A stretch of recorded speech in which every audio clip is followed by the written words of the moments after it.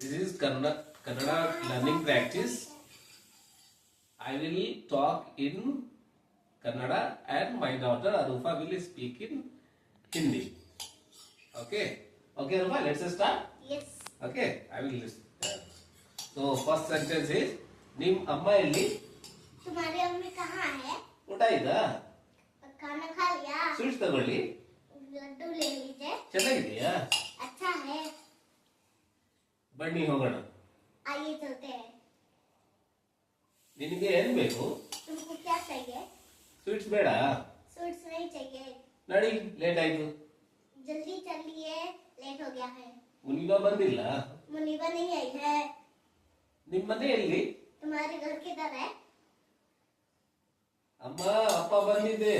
अब्बू अम्मी आ गई है. ಬೇಗ ಬೇಗ ಬನ್ನಿ. जल्दी जल्दी आइए. ಬಟ್ಟೆ ಹಾಕಿ. कपड़ा पहने.